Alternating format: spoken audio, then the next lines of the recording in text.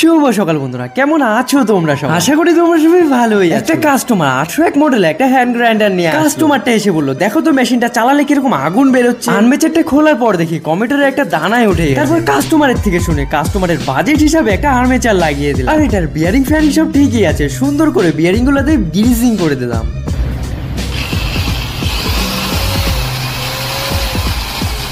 চলো এটা কমপ্লিট করতে বলে আরেকটা কাস্টমার এসে বলল, কাস্টমার বললো দেখো তো মেশিনটা প্রচন্ড জাম, মেশিনটা খুলে দেখি গাব্বির বিয়ারিংটা চেঞ্জ করে দিলে মেশিন একদম দেখো গাব্বির ওখানে 202 নাম্বার বিয়ারিং, তো এটা হাইড্রোলিকের সাহায্যে সুন্দর করে বিয়ারিংটা বের করে নতুন বিয়ারিং ইনস্টল করে দিল। আর এটা আর্মেচারের বিয়ারিং গুলো একদম সুন্দর আছে।